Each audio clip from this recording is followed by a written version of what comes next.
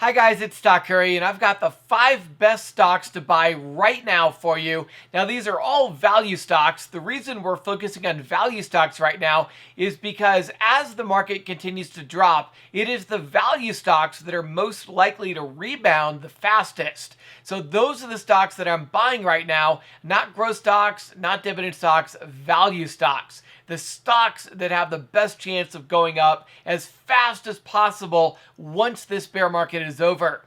Now, all of these stocks I did buy in my Millionaire Club portfolio. I do want to be clear that none of these stocks were sponsored. I did not get paid to find any of these. All of these stocks were selected by me. I found them myself and I bought them in this portfolio. If you're not clear what the Millionaire Club portfolio is, it's a portfolio we started a few months ago where we started with $2,000 and we're depositing $200 every other week on payday. And then on payday, we are buying stocks with that $200 that we invested. Now, because we just started this portfolio, I'm still dollar cost averaging into these stocks. So currently we're buying $500 every other week of stocks. And today I'm going to share with you the 5 stocks I bought in the Millionaire Club portfolio. These are the 5 best value stocks to buy now. Let's get into it. We now have 17 different value stocks in the Millionaire Club portfolio, and 5 of these are brand new that I bought into on Friday. I did add 1 share of ZIM. That was a dividend reinvestment. We had purchased ZIM a few months ago and they paid out a dividend. I then used the money from that dividend to buy an additional share of ZIM. And when you do this, where you use your dividends to reinvest into purchasing more shares of the stock, this is called a dividend reinvestment purchase, DRIP or DRIP. In addition to the 1 share of ZIM, I also bought 6 shares of LBTYA, 2 shares of BHF, 5 shares of SBLK, 13 shares of GOGL, not to be confused with Google, this is Golden Ocean Group, and 8 shares of QFIN. By the way, if you want to know everything that I buy when I actually place the trade, rather than waiting for these videos to come out, you can follow me on Twitter at twitter.com/realscottcurry. That's twitter.com/realscottcurry. I post all of my trades there free of charge as soon as the trades are made. All right, let's talk about the individual stocks that I bought on Friday. And the first one is LBTYA. This is Liberty Global, and they're a telecom company based out of England. Now, you might notice here on the screen, it says Liberty Global-A. And the reason for that is Liberty Global has 3 classes of shares. They have their A shares, their B shares, and their C shares.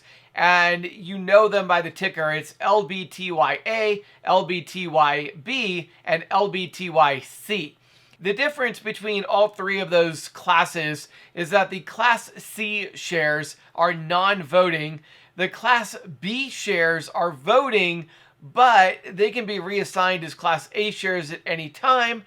And the Class A shares, the ones that I bought, these are normal voting shares. So I would recommend you only buy the Class A shares because the other shares might just get used for share dilutions and things like that. The Class A shares are definitely going to be the safest of all the 3 classes.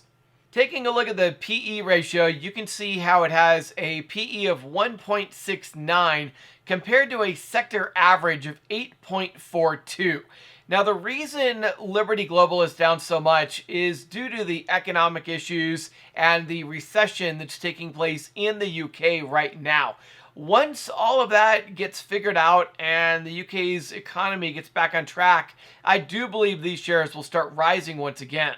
Despite the issues over the past 6 months, LBTYA has still been profitable for the past 4 quarters in a row.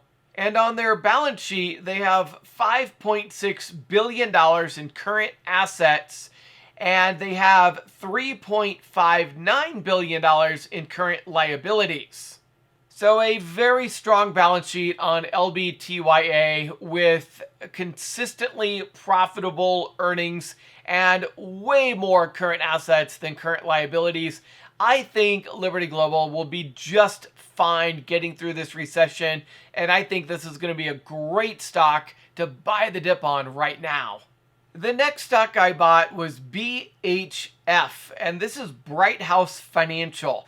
They're a life insurance and annuity company. Now, finance companies in general should do well as interest rates rise. All finance companies across the board are down right now due to inflation and the higher cost of employees. But once that starts settling out and inflation comes down and we're left with these high interest rates, I think financial institutions across the board are going to perform quite well. Now, pretty much any banking stock would do well. The reason I chose Bright House Financial is partially because it does have a low valuation, but also I wanted a little bit of diversity from just your standard banking stocks. Now, when we're looking at financial stocks, we want to use the price to book ratio and not the price to earnings ratio, because financial stocks are based upon their book value. Now, any value of 1 means that you're buying the company at fair value, and any value less than 1, and you're able to buy the company for less than the value of their assets. In this particular case, Bright House Financial is trading at a price to book ratio of 0.31. So we're literally getting a 69% discount to the value of the assets by buying BHF at the current price. As you can see here, they have been extremely profitable over the past 4 quarters with exceptionally strong growth over the past few quarters. Their balance sheet is also quite strong with $228 billion in assets and only $217 billion in liabilities. So BHF is a great company to own, an incredible value stock that's very profitable. They've got $10 billion more assets than liabilities. I absolutely love this stock, and I think it's going to do great once inflation comes back down. The next stock I bought is SBLK. This is Star Bulk Carriers. They're another shipping company very similar to ZIM or CTRM. The reason I wanted to buy SBLK instead of more ZIM is just for some diversification. SBLK has a current PE ratio of 2 compared to a sector average of 1.3, so a little more on the expensive side, but still quite low on the valuation. They've had profitable quarters for each of the past 4 quarters with tremendous growth, and they also pay a dividend. Now, I didn't buy this stock for the dividend, that's just an add-on bonus. SBLK has $631 million in current assets and only $304 million in current liabilities. So a great company, very strong balance sheet, a wonderful alternative to ZIM or CTRM if you're looking for some diversification in the shipping sector. The next company I bought is GOGL. This is Golden Ocean Group. It's another shipping company. And again, I bought this for more diversification in the shipping sector. They have a PE ratio of 2.15 compared to a sector average of 1.3. Again, a little on the high side for the sector, but still quite low valuation. They've had 4 quarters in a row of consistent profits with tremendous growth, and they also pay a dividend. They have total current assets of $355 million and total current liabilities of $230 million. So another strong balance sheet, another very consistently profitable company, another wonderful shipping company to own for some diversification. The next stock I bought was QFIN. This is 360 Digitech. They're a technology solutions provider to financial institutions. Now, this is a Chinese stock, So there is some fear of delisting, which is keeping the price down. You're also going to find some concern that they might just be lying about their financials, which we won't really know for sure until the United States is able to audit them. But that being said, it does have a very low valuation because of the inherent risks in the Chinese sector right now. QFIN has a current PE ratio of 2.58 compared to a fintech sector average of 15.49. They have been profitable for each of the past 4 quarters, and they also provide a dividend, although you can see that those profits are declining, and that could be a problem in the future. Obviously, China is going through a major recession right now, so I would expect these earnings to continue to decline for a few more quarters before this company turns around. But just the fact that they are profitable means they should be able to handle the recession just fine.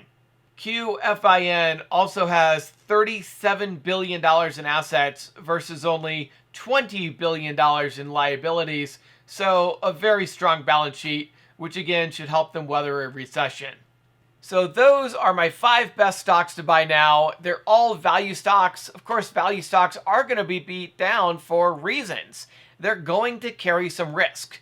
These are by no means a low-risk investment. They carry risk of delisting, they carry risk of bankruptcy, they're going to carry all kinds of risks. That's why the valuation is so low. But if these do turn around, they will also rise faster than a lot of the large caps, which have PEs of 25 to 100. So it does take on a little bit more risk, but it also provides a lot more profit potential in the future. Now, I do want to clarify that I am not a financial advisor. None of the stocks that I've talked about today are a recommendation to buy, sell, or hold. So please do your own research before investing into any asset. These are just my stock picks. I could be wrong about anything I've talked about today, so please go do your own research before investing into any asset. If you find these stock picks valuable, then please share this video with your friends and family so that they can learn about investing in the stock market and how to find these undervalued stocks as well. And if you got a lot out of this video, please hit the like button and subscribe. And if you want to know more stock picks that I've bought over the past few weeks, you can go watch the last video that I uploaded here with my most valuable stocks that we bought 2 weeks ago.